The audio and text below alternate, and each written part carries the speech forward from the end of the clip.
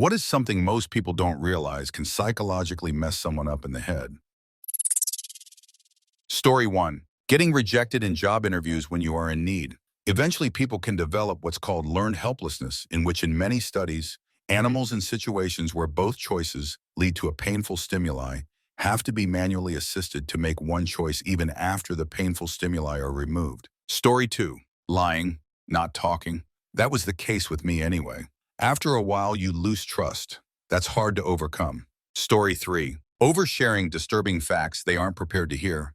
They'll spend a lot of time processing a reality they didn't even know could exist. Keep some shoot to yourself sometimes. Story 4. Yelling at a child and telling them they are a failure and can't do anything right.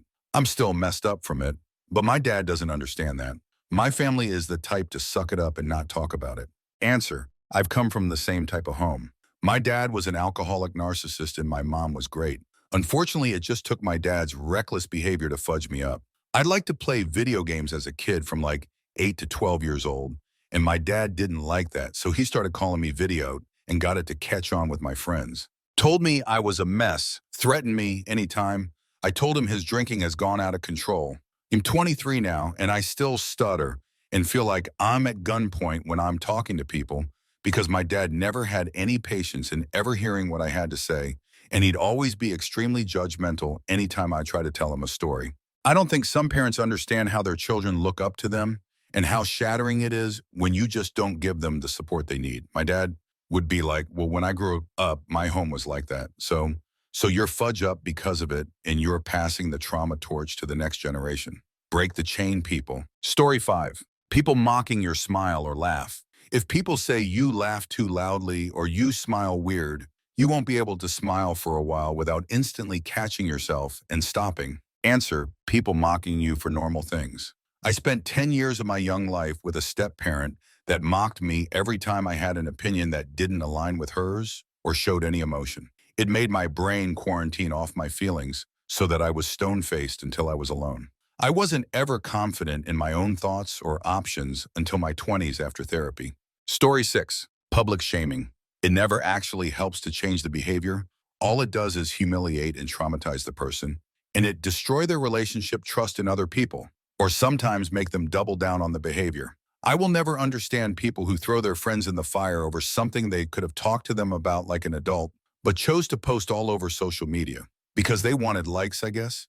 And don't even get me started on parents doing this to their kids when they make mistakes. That's just straight up child harmful behavior. Story 7. Any comments about what someone looks like their body?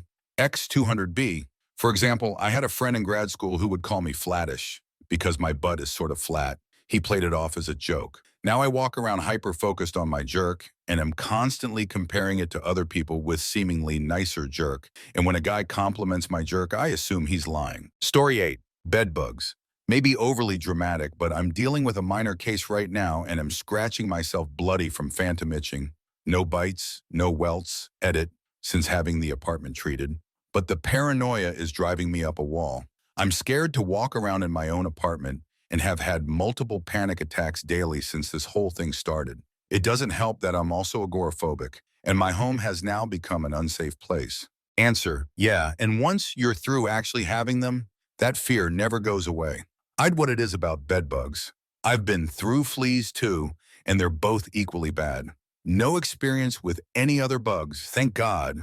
But for years afterwards, you will see a dot hole, a speck of anything, and almost have a panic attack. Any itch, especially on your ankles, will send you right back into thinking about the infestation again. It's a very cruel one and done experience. The plus side is that it helps you keep things nice and tidy and clean. Use every prevention. Honestly, bedbug stories always sound like the start of a horror movie. The psychological toll of these tiny pests is often underrated. It's a state of constant anxiety and paranoia where your own home stops feeling like a safe haven.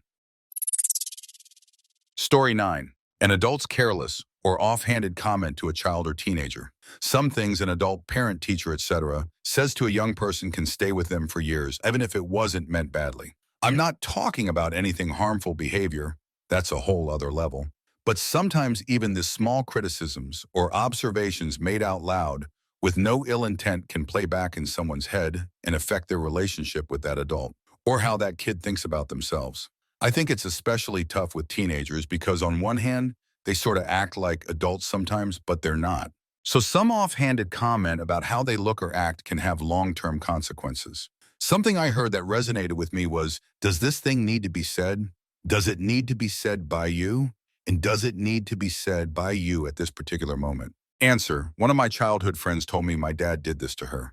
Her family was extremely poor, uneducated, had a literal meth lab in the basement, etc.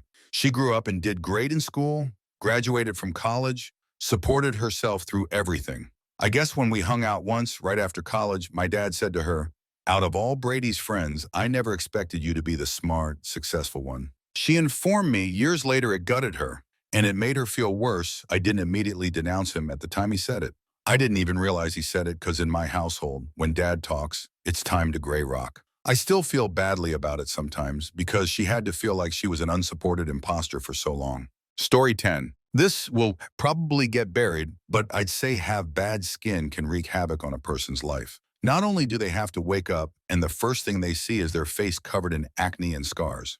Add in the ridicule and constant obsession into wanting to fix it and/or forgetting about it, and you have a recipe for disaster. Every single thing induces incredible amounts of anxiety, from going to school to having to go for a meal with your family. It begins to breed jealousy of people with clear skin, and all of life's problems come down squarely to having scars on your face.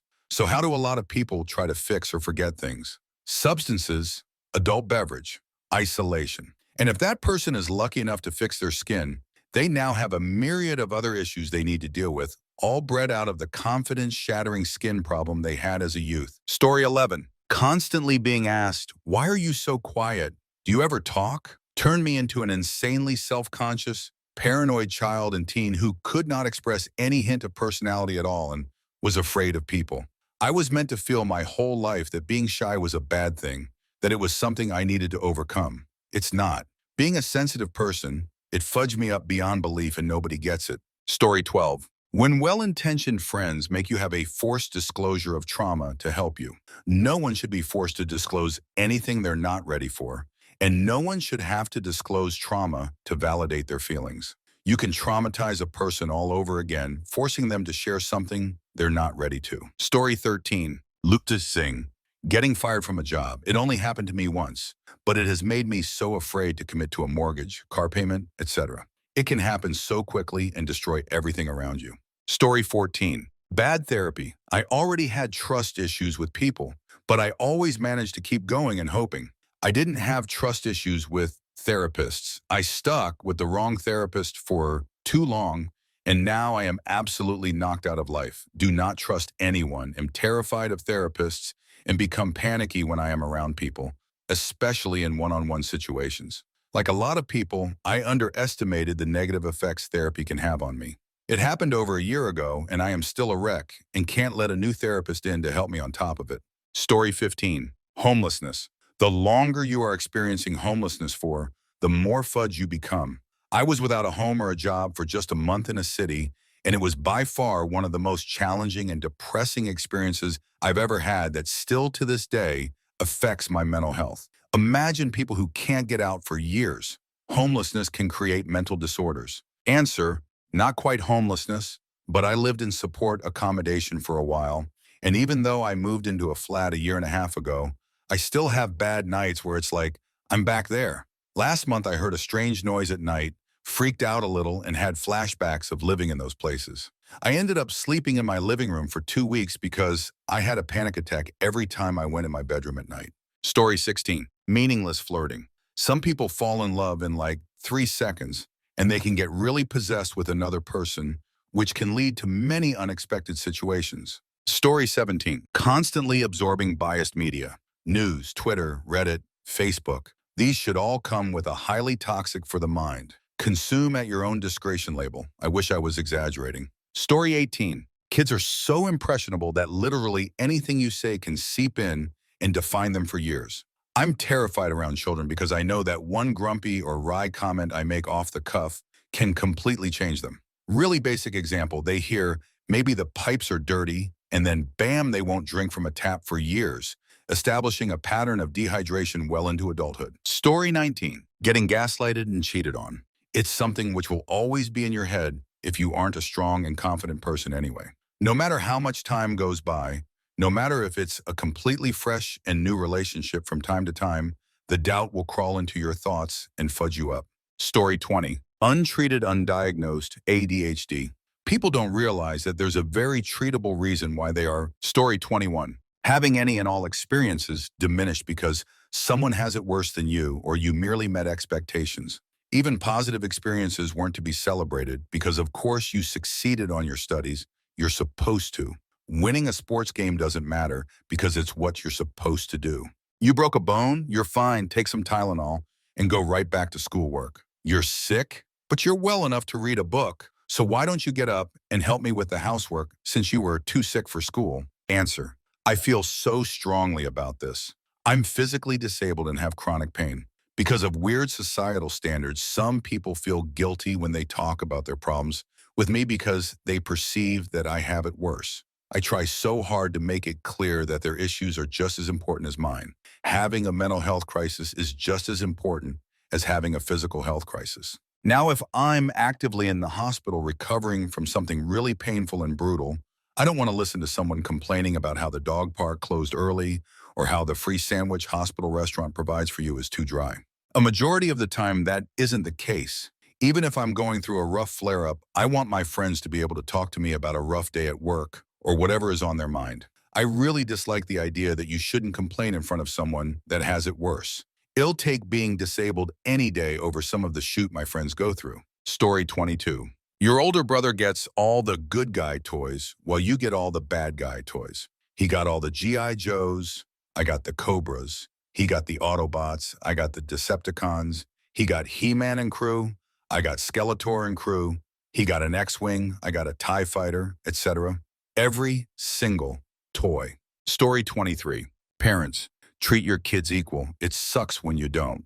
I expect more out of you. I'm disappointed in you. Stuff like that. I did study. I suck at taking tests.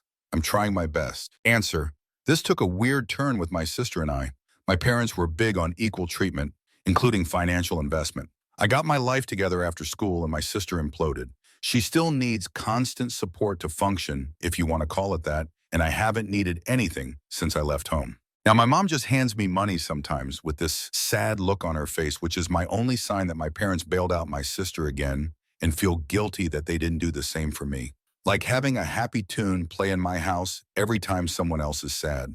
Story 24. Bad parenting. I'm sure it's in here hundreds of times, but coming from someone with a fudge-up childhood, I'm still realizing stuff that happened and how it, to this day, affects me. Saying it out loud or typing it here, it's obvious how it could mess you up. But when it's your whole life, you don't know anything better, and basically are raised like this for so many years, you really don't realize the lasting impacts it has. To name a few, guilting, calling you ungrateful, or shaming for wanting more than the bare minimum of parenting. Things like, I have fed you, clothed you, given you an education, high school, and of a roof above your head, and you think you have any right to. Things like asking for new underwear, another winter blanket, or a ride to the mall to hang out with friends. Having to metaphorically tiptoe around people to not set them off. I'm so scared to this day today what I truly feel or think. Because if I ever said something that didn't align with my parents' beliefs or thoughts, I would be yelled and screamed at for hours. To this day, I'm scared by sudden noises or raised voices because you never knew when they would just yell at you out of nowhere for seemingly small or harmless comments or thoughts. Imprinted toxic thoughts, beliefs, and ideas. To name a few, if I got in an argument with my mom, she would often say to me, "No wonder you have no friends. No wonder why none of your friends hang around for long." The idea that me being very outgoing in life, not socially, high aspirations and wanting to experience as much as I can is very high maintenance. No one will ever want to hang around if you're never around. Or that I'm greedy and ungrateful for wanting to try things. Always telling me I'm not really depressed, I just want attention. Or that they don't believe I'm actually depressed or anything because I don't look it. The parents always having to be right or have more knowledge. Despite studying nursing and having a lot of clinical and practical experience, no one can accept my medical opinion despite them having no training or anything. I told my dad something a while ago. He went to his doctor. They R'd him the exact same thing, and he came back to me saying how amazing this doctor is because they told him this and how it's changed his life. Or how I'm always wrong. They're right because they're the parent, and because they have more life experience, they instantly know better. Favored children. My brother was always given everything he wanted, sheltered, never pushed to try for anything, and is essentially babied. He is mid-20s, never had a job, says he tries, but is basically unemployable due to complicated reasons that are of his own doing. But he could be employed if he actually put effort in and tried, he just refuses to. Had lived at home, doesn't pay for anything, didn't do any housework out anything, can barely cook, and is treated like a child. My mother still lets him help cook the way you would a child, as in show them to cut the onion, it peel the potatoes. The only things he does himself are cookies and boiling ravioli. My entire family had favored him forever to the point where I have had family members fawn over him for hours at family dinners, and in the exact same dinner forget my name, despite them knowing me for years. Given a towel for Christmas, while he gets a golden snitch drone, the list goes on. Not to mention if I said shoot in front of my parents, or if my brother told them I did, I'd be in trouble. Yet my brother attempts to choke me, and despite crying about it in front of my parents, nothing happened at all to him. To this day, years later, and everyone has just forgotten it happened and cannot acknowledge he ever treated me poorly ever. Being raised to dislike or fear anything my parents don't like. Pizza? Gross, you won't like it. Netball? You'll dislike it. Everyone is rude, and they'll never give you a try. Never being able to try sports or hobbies because you'll never stick with it. You always give up on everything. When almost everything I ever gave up on, I basically was forced to by my parents or manipulated into doing so by them because they didn't want me doing it. Not being able to have control over your body, that is haircuts, makeup, the way I dress, etc. Had to have the same bad haircut my mom has had for decades as get till I was 13 or 14, despite it not suiting me in the slightest, which only enforced the nerd trope I looked like more, causing more bullying, which they then basically told me to get over it. Always accusing me of just trying to have something to be angry about, or just trying to be argumentative when I stand up for myself when they're being rude or saying inappropriate stuff. Always dismissing my issues because you're too young for, you don't know till you. For example, I've struggled with severe fatigue to the point where there are times I can't get out of bed all day and struggle to even start conscious and getting moderate back pain since my early teens, often caused by nothing in particular or only from doing minor tasks. Severe period pains and IBS, the list goes on, only to be recently diagnosed as an adult with fibromyalgia, explaining all of it. Can't count how many times I heard, you're just lazy, you're too young to have back pain, you don't know what real pain is till you have a child. I went through all that pain at your age and still got out of bed and went to school and did. The list honestly goes on, and I could go forever, long story short, of why I only am in contact with one member of my biological family, and why my partner of almost 3 years can count on one hand how many times he's met my family. Story 25. Being told by a loved one that whenever you engage in a conversation that you are arguing, that if you voice an opinion contrary to theirs, for whatever reason, you are always telling them that they are wrong and you never let them talk. It leads to entire evenings where you just make noises, yeah, okay, as the other person talks at you because you know saying anything at all leads to a fight. It's exhausting and demoralizing. Story 26. Cheating. You don't know how much anxiety and self-doubt it can give to someone. You'll forever wonder if you're enough or if there's something wrong with you to deserve that kind of treatment. Answer. Stop wondering. Cheaters cheat. There's nothing you can do to prevent it. It's not about you. The lesson to take from getting cheated on is to think about what warning signs and red flags you might have previously overlooked. It's not a personal failing to have overlooked them. People usually judge others by themselves, and people who are trustworthy assume others will be too. But people really often do overlook things they shouldn't, because they think that thing isn't a big deal is a common reason. But a small thing can be indicative of very big underlying problems. Things that indicate a lack of respect for you, a lack of consideration for your feelings, selfishness, jealousy. That's usually a sign of a cheater. It's important to be willing to walk away in the early phases of a relationship, It's too small to break up over. No, it isn't. The only reason you need to end a relationship is that you've chosen to. Cheating is a choice made by the cheater. No other person is responsible for that choice. Not the person they cheated on, nor the person they cheated with. Betrayal hits right where it hurts most. Your self-confidence. It's not just about the partner's actions. It's about that deep-seated internal insecurity that can linger for years. It makes it so hard to start trusting again. Not just others, but your own judgment as well. Story 27. Cheating on someone. It can give people trust issues and ruin future relationships for them. Don't be a jerk to someone you love. Story 28. Being laughed at. And not because you told a good joke. Being mockingly laughed at. Being laughed at for something you were proud of. I'm nearly 50, and I still have a very hard time showing off things I've made, crafts I've done, because all through my growing up era, everything I showed to people, I was laughed at for doing. Peers in school were absolute hell assholes for that. Story 29. Competition and having high expectations of yourself. You cannot be the best in everything, and that is totally normal. Story 30. Poverty. The poor are the butt of many jokes, are generally disliked and mistrusted, and suffer a lot more than most of us. Answer.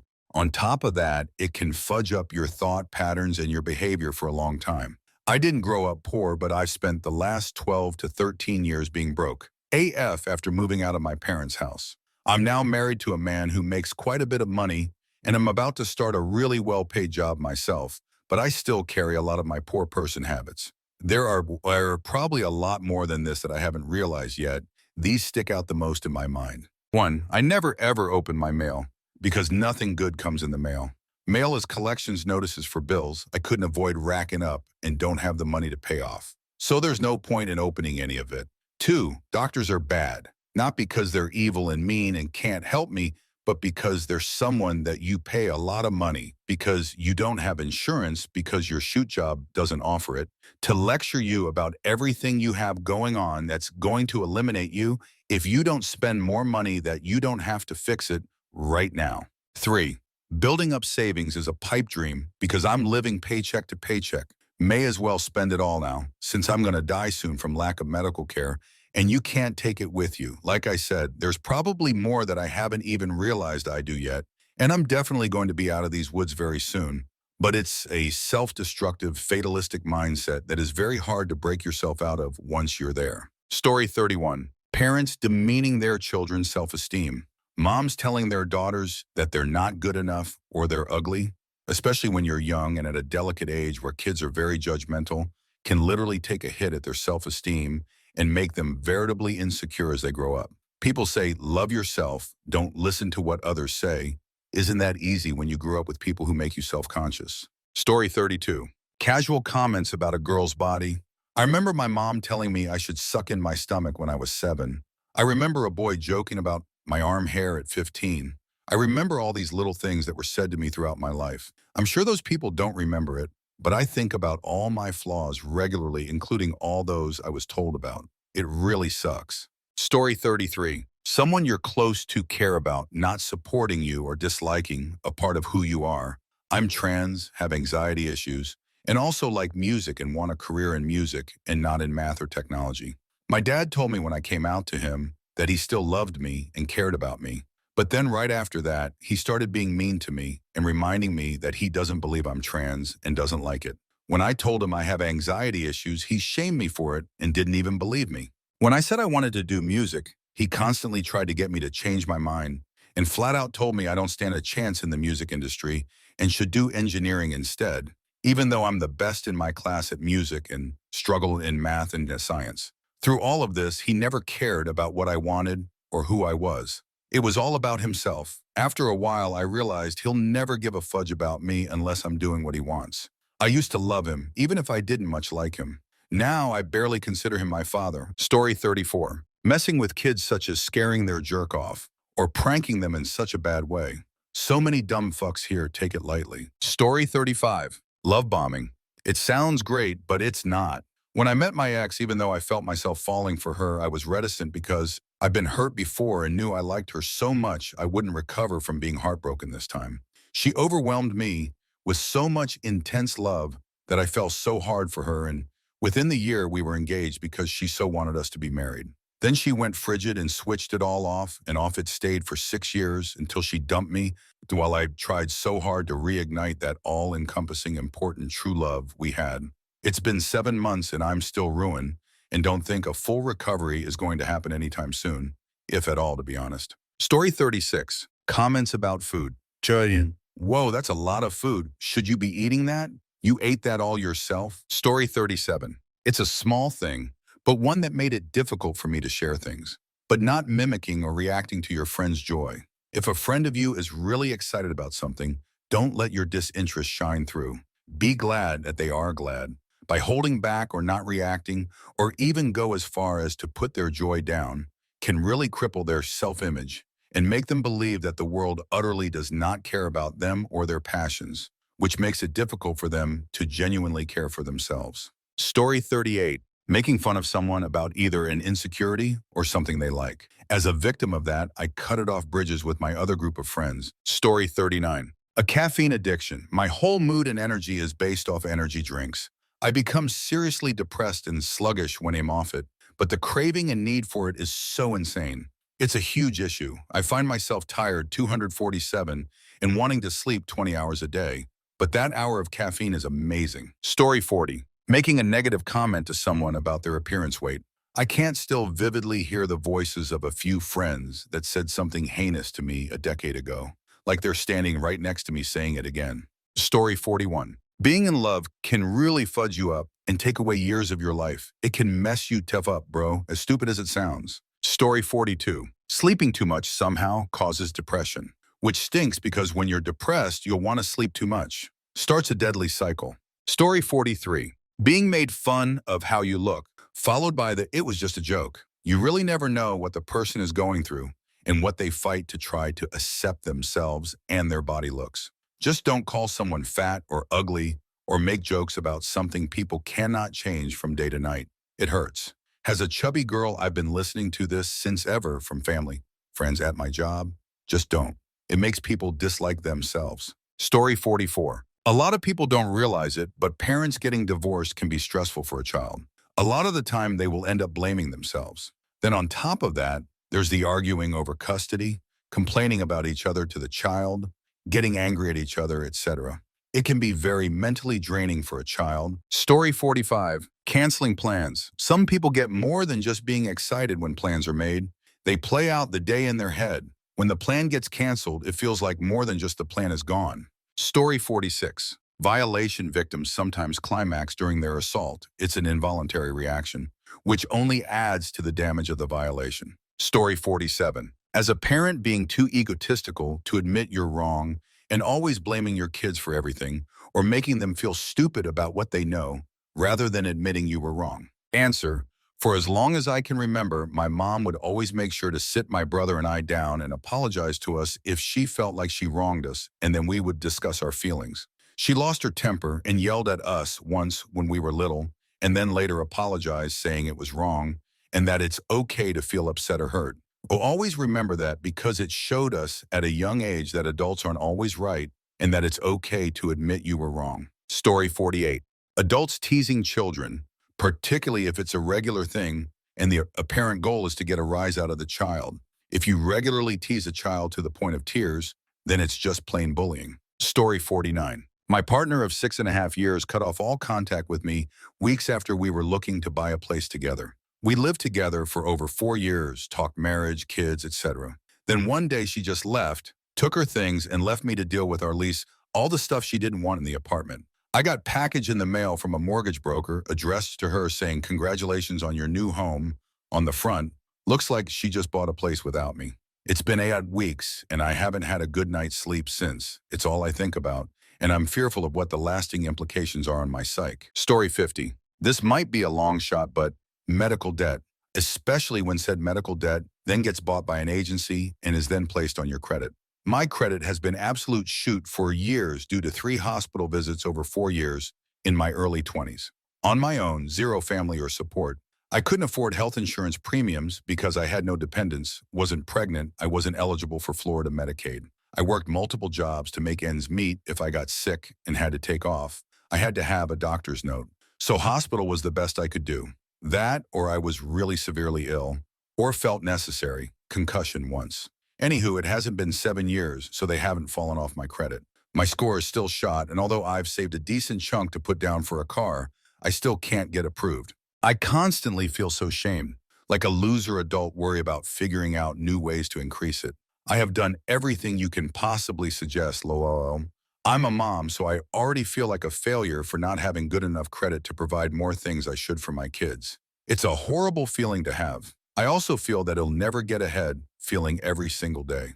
So many things in my life would drastically improve if those bills weren't on my credit. But yay, America, I guess. Medical debt is such a vicious cycle. You try to get healthy, but you end up with massive stress that destroys your health all over again. It's both wild and sad how much the numbers on a bill can dictate your peace of mind and your plans for the future. Story 51. Depressed parents. My dad once asked me if I love him or mom more. I was a mama's boy at the age second or third grade, and I remember how sad he got. It's still fudge with my head decades later. Get help. Your problems are not a waste of time, and treatment is worth the investment. Story 52. Telling a child that they have a lot of potential from an early age. As they progress in life, they always feel like a failure due to this feeling that they haven't lived up to their potential. No matter how much they achieve, it's never enough because they think they were meant for more. And when their raw intellect no longer measures up to what's required of them, they feel destroyed because they link their self-worth to their intellectual gift. Story 53. Misophonia. It's like someone reaching inside your brain and constantly pushing an anger button. Eventually, I'm so filled with rage, it's unbearable. Story 54. Growing up being mature for my age, for me, it was constantly being told to be the bigger person. Being encouraged to ignore my boundaries and not hold people accountable made me keep people around that were unhealthy for me way longer than necessary, which in turn caused other trauma.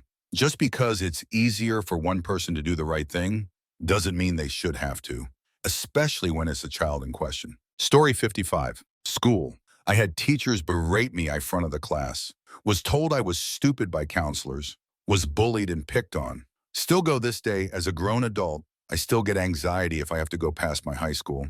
Story 56. The yoga crowd. They can escalate from stretching your hammies to mass delusion in no time. Be careful, as a lot of yogis are no better than egocentric religious leaders. They go from fitness instructor to wannabe guru, and the next thing you know, you will be taking instructions on how to feel, how to think, and life lessons from someone who spent a month in Bali to get their professional degree. It's a slow brainwashing technique. The next thing you know, you will be sucked in paranoia and thinking that every time you see a repeated sequence of numbers is a sign. Story 57. Being homeless by making bad decisions.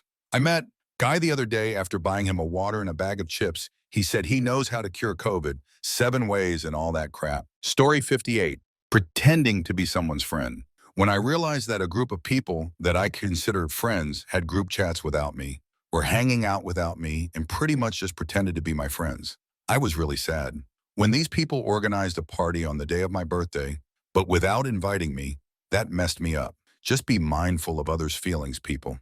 Story 59. Scrolling through influencers' profiles Instagram. You never know what photo is showing the truth. For women especially, we are constantly comparing ourselves with what we are seeing without even knowing that those pictures or videos are photoshopped or edited to look like that.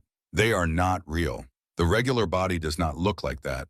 Celebrities like Kylie Jenner or Khloe Kardashian have paid paparazzi who snap them on streets and edit before rolling the pics out in public. It shows how even after all the surgeries they got done, they are still insecure about their looks, and that's just sad. Please know that cellulite, tummy fat, tummy rolls, hip dips, thick legs, these are all normal. Story 60. Weight issues, eating patterns, comments about weight. Sometimes you might be built a little differently from your friends or family. Comments like, oh wow, you're getting a little big for your age. Or, well, she needs a size bigger than everyone else stay with you for a long time. I cheered and did gymnastics for quite a while. I love my friends, coaches, and most of the parents. I get weird comments from time to time because, although I was in shape, I wasn't thin. I was the base, the stronger one. Having a mom yell, hey, we need a bigger size across the room was humiliating. And I was just young. I started changing in the bathroom instead of the locker room because I didn't want anyone to see me. I didn't talk sizes anymore. To this day, I can remember the other comments that my friend's mom made to me about being bigger as a size 34, as a freshman in high school, as her daughter was a 00.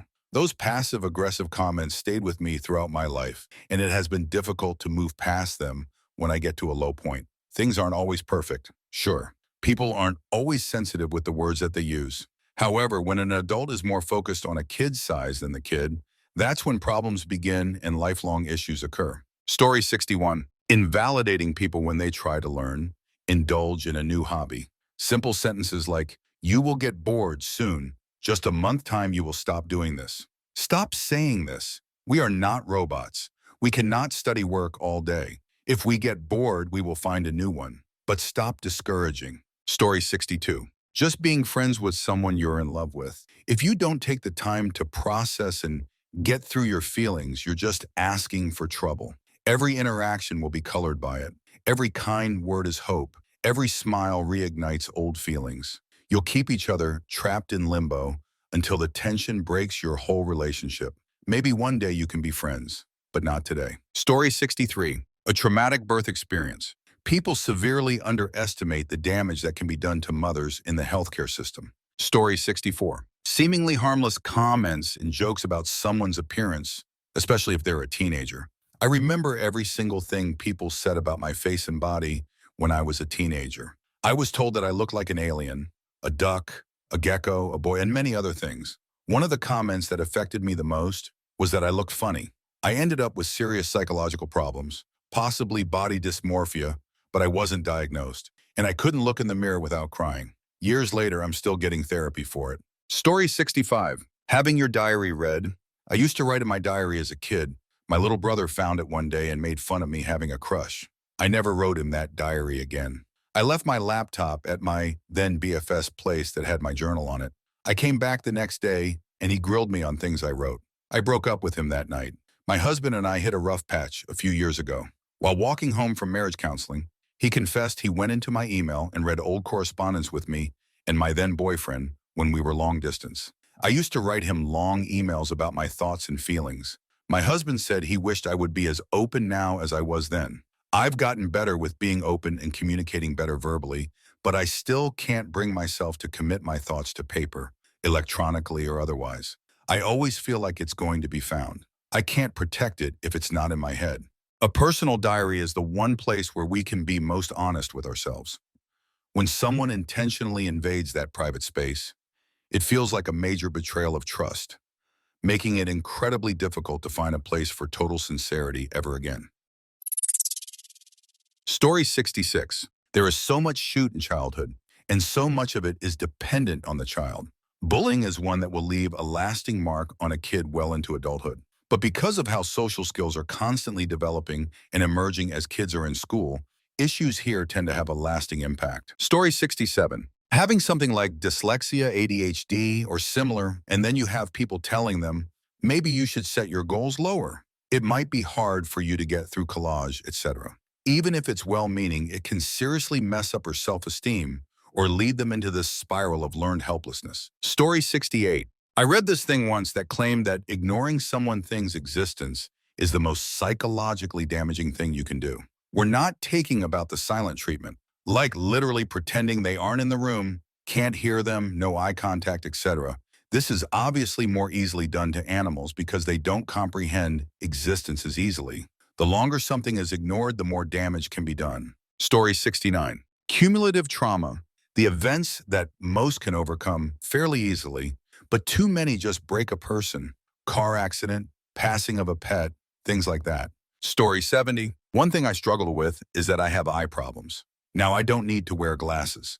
The problem is that I can't track words and letters. For example, I will read a book and I think it'll start to read the next line, but I don't. And I just read the same line over and over. Now, my friends in school usually get mad at me whenever I don't read something correctly. I know it's a joke, but having anxiety as well makes it really hard to see it as a joke. They don't know the problem I have. Story 71. Someone making fun of your interest whenever you show interest, especially during developmental years. You will learn to not have interests. Story 72. telling you they dislike Mary, their ex, and then trying to make you look like Mary. And then after 30 years, when you've had enough and leave, they get with someone else who looks like Mary. Story 73. Parents telling their kids that something they really enjoy, but isn't traditionally financially lucrative, is a waste of time and that they should do something else. Story 74. Teachers who mistreat kids at an early age. I suffered so much with this teacher that I can't even pass near a school. Story 75. A very long line of minor grievances can actually be traumatic. Nothing major happens but a nonstop chain of disappointment and rejection, and eventually the person starts to wonder why. Bad luck can be a meanie if it's omnipresent enough. Story 76. Being sarcastic to an autistic person. It's really ingrained in my head that nobody is being genuinely kind to me. Story 77. People you care about not coming to events of yours. It feels super shoot to hope someone, parent, partner, etc., will show up to support whatever you happen to be doing and to look around the whole time and never see them. It makes you feel really alone. Story 78. Saying shoot about someone's weight. I gained 15 kilos this year. No one knows I had eating disorder and how hard it's for me to listen. Ha ha ha, you are fat now, etc. Story 79. Constant yelling in your household, even if it's not in an argument. Example. Parent very loudly and aggressively yelling at a malfunctioning coffee maker. Having a friend randomly yell at me causes a brief moment of dissociation for me. Story 80. Telling yourself that your trauma wasn't that bad. I spent years gaslighting myself and only realized the severity of my trauma when I began unpacking it with my therapist, and it put me in a depressive episode for 2 straight days. Story 81. Sexualizing young girls. Often boys or even adults will tease girls in an intimacy, especially if they develop quickly. They might call them sluts or whores, just BC. They're attractive. People really don't understand what it does to a 12 to 13-year-old girl to be the focus of so much intimacy attention when they really have no idea what that's all about. On the other side is parents that explicitly do this to their children by entering them in child beauty pageants or modeling in ways that are over-sexualized. Story 82. Being involved with someone who goes out of their way to avoid any implication of responsibility or blame and twists everything to make things your fault instead. Like, whether it's a parent or a friend or a partner, it takes a toll to be used as a scapegoat for every tiny error someone else makes because they can't stand to consider that they've done something wrong. Story 83. Infertility and miscarriage loss. Incredibly common stuff, but still treated like taboo subjects. As someone who experienced both and recently had a successful pregnancy, the warring emotions you have are hard to deal with. So thankful for the new life you created, still grieving the baby that should have been. Grieving the loss of a regular or normal pregnancy and birth experience, basically treating your body like a science experiment. Thousands of shots, medications, tests, procedures. It fudged with your head. Bad. Answer. Thank you for saying this. I feel so alone with no one to really talk to. I just experienced my second miscarriage in a row this week. Having to miscarry naturally at home was traumatic. I wish I had gone in for the procedure instead of waiting it out at home. My partner keeps saying it will happen, don't worry. I'm really sad and just please let me be sad. I'm also psycho with hormones and either raging or crying uncontrollably. I didn't realize how hard this is on my body and heart. I might physically look okay, but mentally it's going to take me a long time to recover. Story 84. Having a narcissistic, harmful behavior, tipsy for a mother and a weak, uninvolved, enabling, haughty fool for a father will fudge you up big time. Both dead, not missed. Only wish she had died much sooner. Story 85. Gonna catch a lot of flack for this, but when you cheat on someone because it's going too well and you can't stand to wait for the other shoe to drop. Dated someone for 8 years and tore their world apart by attempting to beat them to it. They never did, and I knew.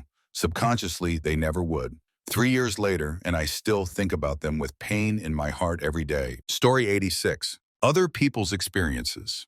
For example, I've never been cheated on, but I've seen so many of my friends getting destroyed by a cheating girlfriend that I now have a sort of pathological aversion to people who seem like they might cheat. It was especially pronounced when I was doing my military conscription. Virtually every guy who had a girlfriend got cheated on, or at least broke up, and I do think that messed me up a little. It's kind of hard to have faith in relationships when you've witnessed so many of them fail in such a fashion, even if you've never experienced it yourself. Story 87. Childbirth. Postpartum psychosis is as real, well-studied syndrome that can be the start of recurrent episodes. Story 88. Constant negative interaction with the internet. I say internet specifically because everyone knows that constant negative input is bad, but online we can more easily disguise it as fun. People who dedicate forums and blogs to constantly hating on something or someone, people who create troll accounts for a laugh but then spend hours of their day making other people feel bad, people who log on just to argue or deliberately looking to be offended, it's all incredibly damaging psychologically. The same goes for interacting with these people. It might seem fun at first to engage with them, to try and get one over on them, or to bait them in return. And in small doses, like most things, it's harmless. But constantly engaging or seeking these people out to beat them at their own game, or otherwise interacting with them frequently and with genuine investment, can quickly make you feel like shoot. Basically, it's like a backstage fight at a circus. You might be winning, but you're both still clowns. Answer: I experienced this in real life my senior year of high school.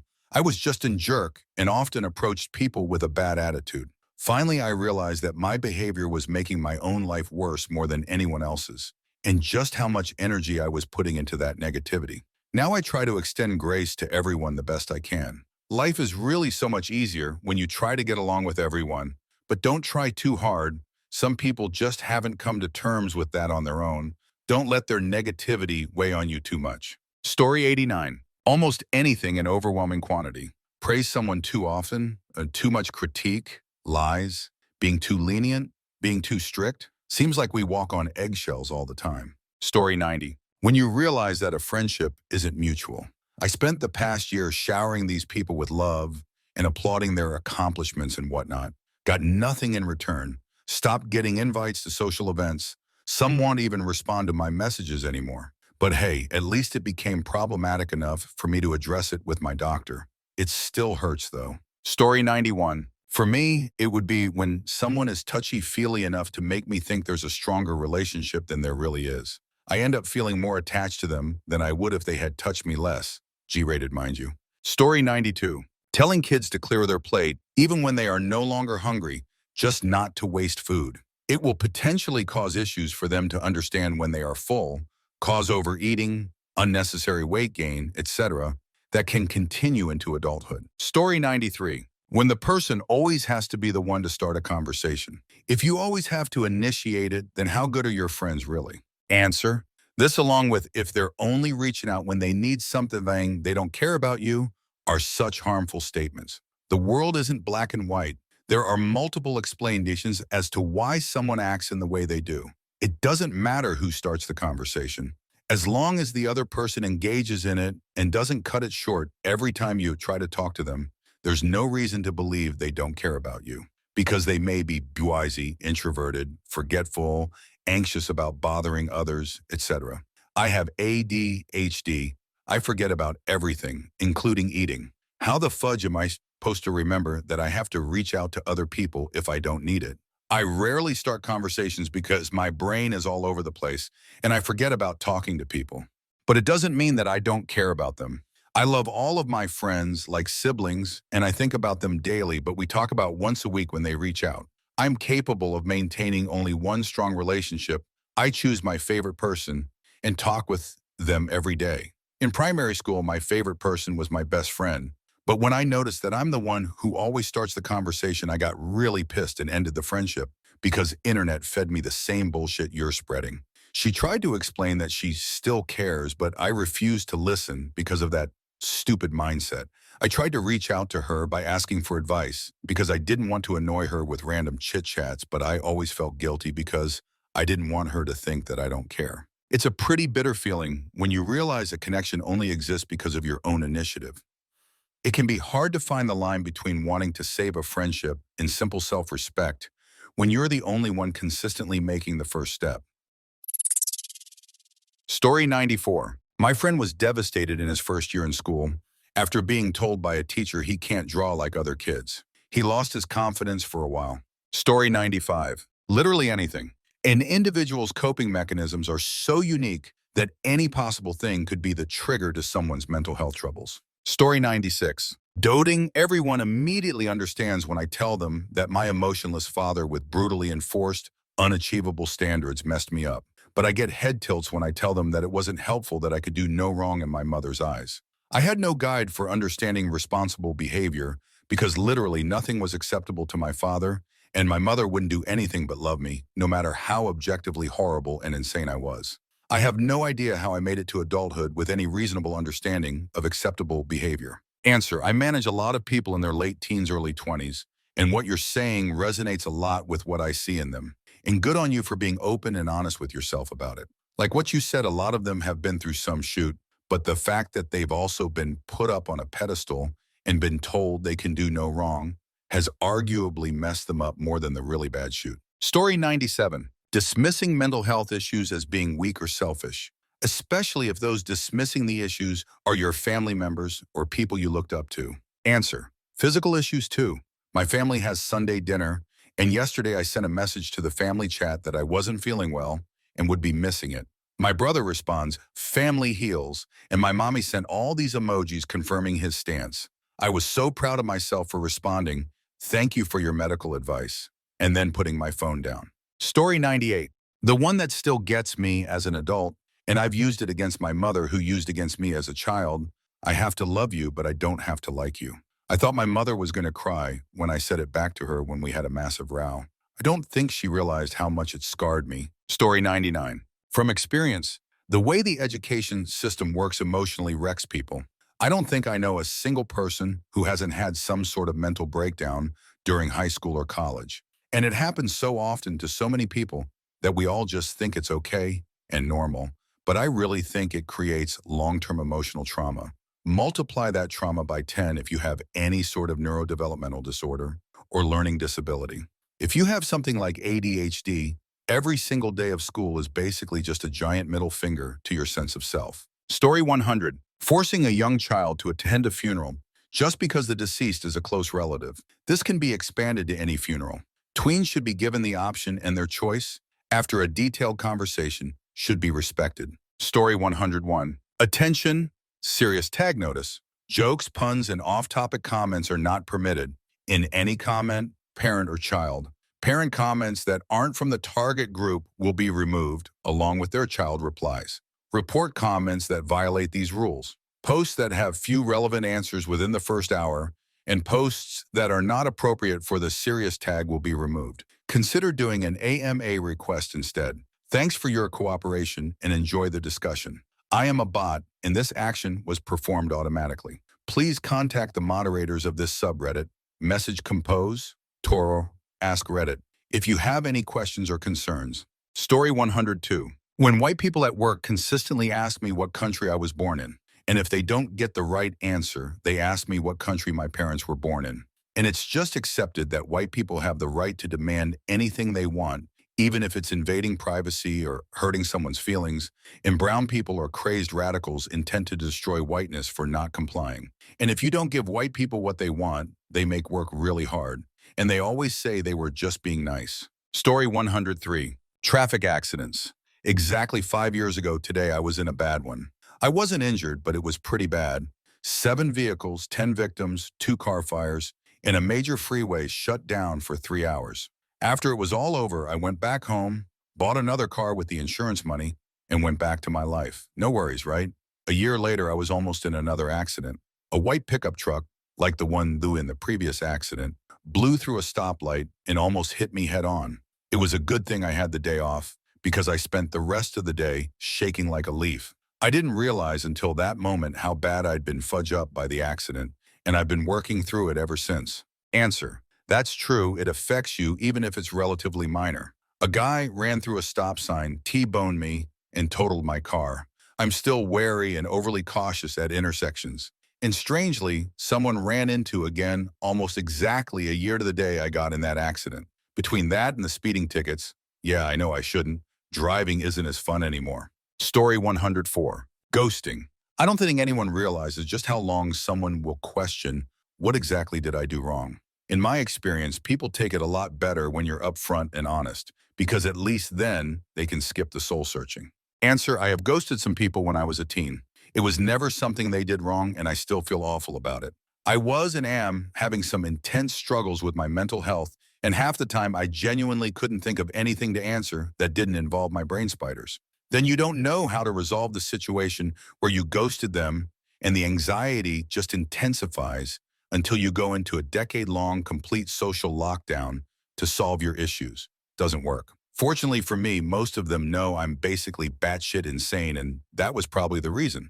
But if you were ghosted and you're genuinely clueless as to why, it could be that. Honestly, social media causes a lot more social problems than it solves. Story 105, ostracism. I'm going to say it. There are some people who feel this is justified, and I suppose I get it. It's one of the hallmarks of a fair recovery, for example, to permanently and suddenly sever all contact with the other person involved. But it's still a brutal and psychologically harmful behavior maneuver, typically done without notice or mutual consent. There is another relationship here between two people, with feelings typically, and it doesn't matter how right or wrong it was in the context of someone else's marriage. It's still two people with heart and a relationship with one another, and either way you shake it, it's a cruel way to end things and also go through life with the scar and inability to fully heal or find peace with that person ever, just because you're forbidden from even speaking or seeking closure. The damage will always be irreparable between them. Human beings are inherently social, and we depend so much on our relationships' connections with others, and leaving that permanent open wound is a heartache unimaginable, all for the sake of saving, i.e. a marriage that perhaps is so broken, it's overflowing into hurting others outside of it too. I think people deserve more compassion than the selfishness of salvaging broken vows by a person who owes more accountability to the people they've dragged into their mess other than just their spouse. They owe it to everyone they've hurt in this. Everyone. Story 106. Being dismissive of someone's health problem symptoms, refusing to take them seriously regardless of whether the symptoms are real or not. My health issues are 100 real, and I have never lied or exaggerated. If anything, I have understated the severity of my problems. Being dismissed by a senior specialist and having a life-changing treatment permanently stopped against my will, just because the doctor refused to take me seriously, has done massive damage to my self-esteem and overall mental health. Damage I'm very unlikely to be able to fix, as my health is much worse than before, and my trust of doctors is forever broken. Story 107. Never having downtime. Between work, partner, kids, podcasts, audiobooks, music, social media, video streaming, video games, books, etc.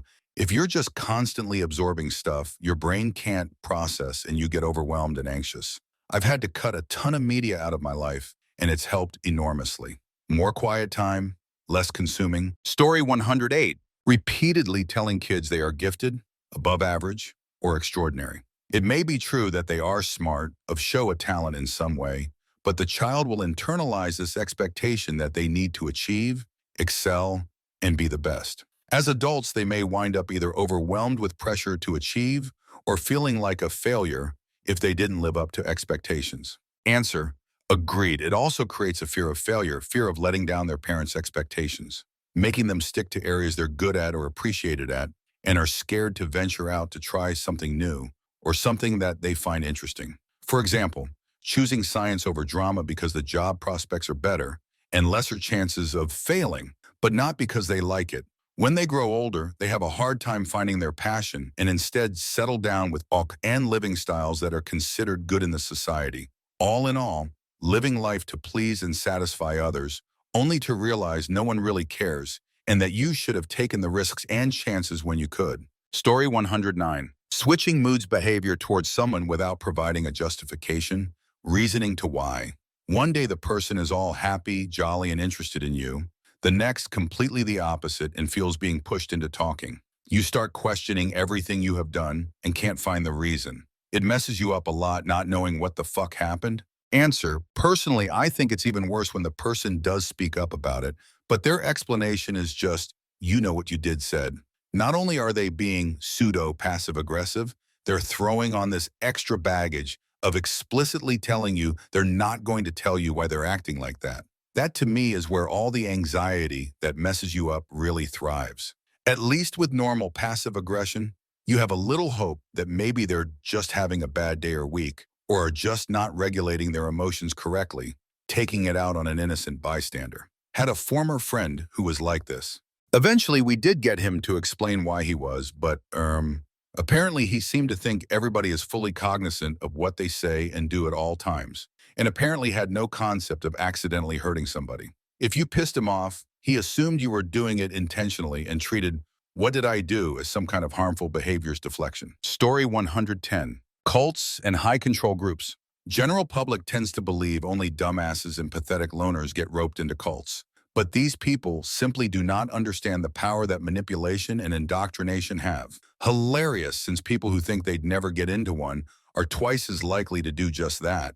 It really fudge with your head. There's a podcast episode from a man who had a career in joining cults undercover to get information for lawyers and families to take the group to court. Even with his psychological training, his mentorship from cult experts, and his years of practicing anti-indoctrination, even he said that sometimes when he turns on his car radio, he can hear some of his cult leaders talking to him through it. High control, cult, thought reform, large group awareness, training programs seriously fudge you up. Story 111. Ignoring your children. My parents did this to me, and it messed me up, hospitalized for depression and tragic end thoughts. Story 112. Causing someone else harm, physical, psychological, financial, etc. Even when your actions are justified and/or sanctioned. Examples include eliminate someone in self-defense, war, or in law enforcement, or sentencing someone to life in prison, or terminating someone's job for a good reason. Even when the person intellectual believes they did what was best or what they had to, it could still weigh on them for a long time. Story 113. Mental health disorders in general, but specifically ADHD. I'm not joking in the slightest. The stigma is so widespread it hurts. I've been on the receiving end of it a good number of times. ADHD is the persistent presence of a specific set of symptoms. In them being present from before the age of 12 is usually a criteria for being diagnosed. Everything below is taken from CADEC. What is ADHD? ADHD is a chronic neurodevelopmental disorder that affects approximately 5 to 9 of children and 3 to 5 of adults. ADHD impacts all ethnicities and socioeconomic status. ADHD is highly hereditary, comparable to heritability of height 75. What ADHD is not. ADHD is not a behavior disorder. ADHD is not an illness or a disease. ADHD is not only a childhood disorder. ADHD is not due to bad parenting. ADHD does not affect your intelligence. ADHD is not caused by too much screen time. ADHD is not caused by too much sugar.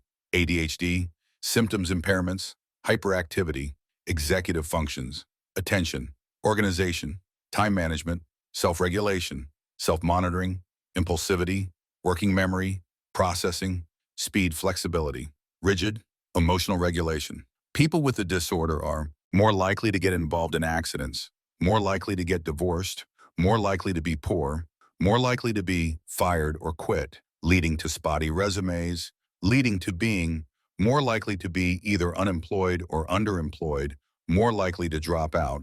In university, it's 49 for the general population versus 59 for the ADHD population. More likely to receive lower grades, 89 relative to the average population, and of course be placed on probation, be required to withdraw as a result. Have an increased likelihood for comorbidities such as sleep disorders, depression, anxiety disorders, memory issues, obsessive-compulsive disorder, OCD, oppositional defiant disorder, ODD, learning disabilities, language disabilities, bipolar disorder, and many more. Some presentations you may see in adults age 25, people with ADHD, are not all the same. Not everyone has everything.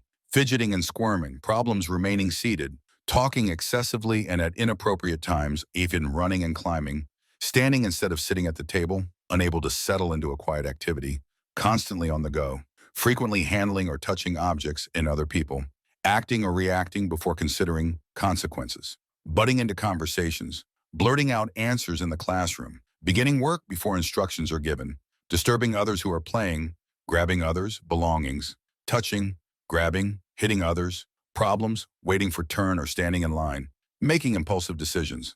Example. I'll give myself as an example. For reference, I have ADHD with both inattentive and hyperactive impulsive presentations, often called dual type.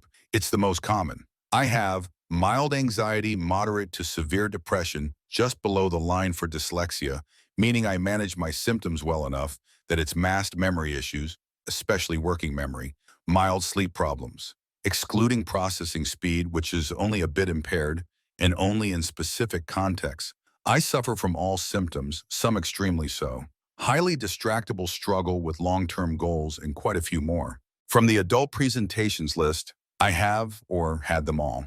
Luckily for me, I have an amazing medical team, including a great therapist and an amazing physician. And I have an amazing and supporting family. I am also medicated both for depression and ADHD.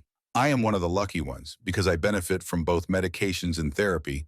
That's not true for all people with ADHD. Studies vary pretty widely, so I won't use numbers. So what's my point? Why am I even sharing all of this? TikTok is currently overrun by a bunch of idiots who claim to have ADHD, but don't. They are doing serious harm to the people who have the disorder. If you know someone with ADHD, educate yourself first and only then react. Even among people with ADHD, the stereotypes are so widespread, we often have no idea what it actually means to have ADHD. For example, I only started actually understanding what it means a few years ago, despite being diagnosed for 2 decades by now. If you got all the way here, thank you for taking the time to read, and I hope you have an awesome week. TLDR. ADHD sucks. Turning mental health conditions into social media trends is a double-edged sword. While it raises awareness, the real and complex struggles of those with ADHD start to be seen by others as something superficial or even trendy, which can be very isolating. Story 114. Telling someone with depression that they just need to eat better or smile more to get rid of their depression. Not only does that not work, but it's basically telling them that it's their fault for having depression, for not trying hard enough to will it away. Story 115. Going into anaphylactic shock without an EpiPen and hitting a point where you realize, oh wow, I might die, is traumatic as fudge. And most people close to me had the audacity to be mad at me for allowing it to happen. Clearly, I'm still salty about it, almost 9 months later, LOL. Story 116. Get a high-quality camera, 35 millimeters with fancy lenses. Drive by some random stranger standing in their yard or anywhere in public. Get out and start taking pictures of them. Then get back in your car and drive off. The average person can handle what just happened. Story 117. Being totally uninterested when someone tells you about their passion or hobby. It's a great way to prevent that person from ever opening up and sharing important parts of their life with you. No, you don't have to actually care about crocheting, but you should be happy that your friend is telling you about something that they care about. Story 118. Haven't seen this mentioned yet, but parents who are overprotective of their children. After I moved out and became financially independent, I could do whatever I wanted, but the constant commentary, still ongoing by the way, about how I need to be careful because something bad could happen, has given me a huge amount of anxiety, so now I feel trapped in a mental cage. It's damaging because the comments are always overblown compared to the activity. One of the silliest ones was as an adult, when I mentioned I was about to get groceries, and my mom started to worry because it was dark outside. The store is 2 blocks away, and I've never had issues walking around at night. It's one thing to teach your children to be aware of their surroundings when they're still kids and don't know any better. But if you keep cautioning them not to do anything remotely dangerous, it's just going to cause harm, especially if it doesn't stop when they're adults. Story 119. Not letting a kid try and fail. Whenever I would try something, if I didn't get it right within the first minute of trying, I was told to stop and someone else would do it. Now I have trouble trying anything because I know I'll get it wrong. Story 120. Being ugly. People who don't understand that personality and talents aren't always enough. You don't get many choices in a number of areas. And when we come off as rude, it's a way of saying, you don't understand, you can't understand, and you're going to make no effort to understand. You don't know my life better than I do. I'm a delight in person, but when someone tells me it's all just confidence, or that partners and employers are only looking for character, I have no patience left.